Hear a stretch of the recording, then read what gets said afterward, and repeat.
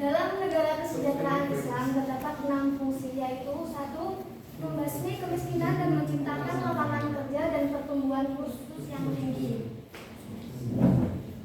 Maksudnya adalah karena dengan adanya lapangan kerja dan dapat mengurangi kemiskinan masyarakat, masyarakat pun akan lebih sejahtera. Dan jika terciptanya lapangan kerja, maka akan mengurangi tingkat pengangguran pada negara Indonesia. Kemudian yang kedua, meningkatkan stabilitas nilai mata uang.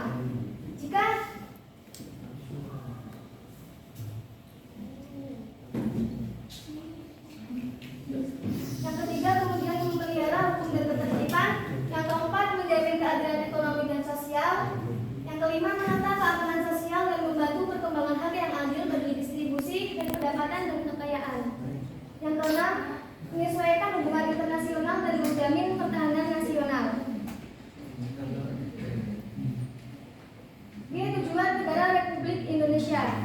Tujuan negara Republik Indonesia di dalam pembukaan UUD dalam hal ini yang keempat menjelaskan bahwa A.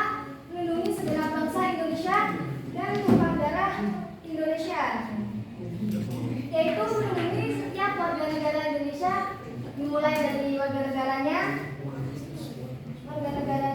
kekayaan alam, hingga nilai-nilai bangsa juga harus dilindungi. Kemudian B. Memajukan kehidupan bangsa. Yang C. Mencerdaskan kehidupan bangsa. B. Ikut melaksanakan ketertiban dunia yang berdasarkan kemerdekaan, perdamaian abadi, dan keadilan sosial. Materi yang terakhir yaitu fungsi negara. Menurut teori negara, fungsi negara berkaitan dengan hal penyelenggaraan, kesejahteraan, dan usaha perekonomian. Ada 8 teori mengenai fungsi negara, yaitu 1. Anarkisme, individualisme, 3. Sosialisme, 4. Komunisme, 5. Sindikalisme, 6. Will sosialisme, 7. Fasisme, 8. Empirical kolektivisme. Paham anarkisme di sini itu berpendapat bahwa suatu negara itu tidak perlu ada, karena menurut teori ini manusia itu sudah baik butinya. Kemudian yang kedua, individualisme. Paham ini lebih mementingkan tentang individualisme atau kehidupan pribadi. Jadi tidak memerlukan campur tangan dari negara. Yang ketiga, sosialisme.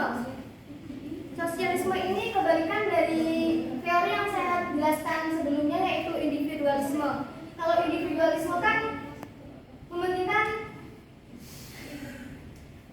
kepentingan sendiri atau individu.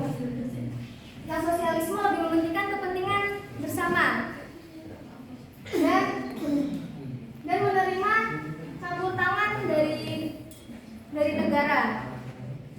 Kemudian komunisme.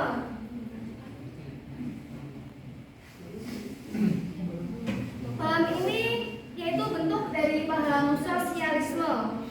Kemudian sindikalisme. Paham ini beranggapan bahwa negara itu diserahkan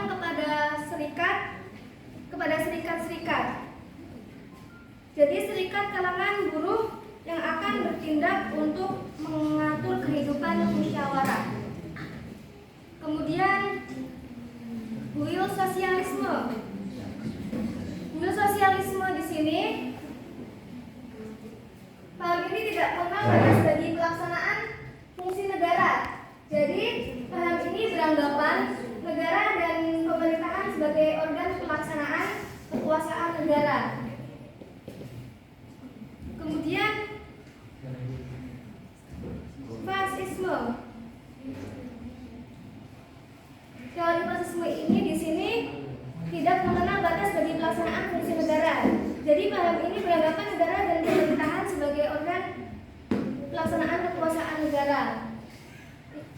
Yang terakhir, maaf tadi slide-nya ke pencet. Yang terakhir, empirical kolektivisme. Hal ini beranggapan bahwa fungsi negara itu untuk menyelenggarakan kesejahteraan umum. Mungkin itu yang dapat saya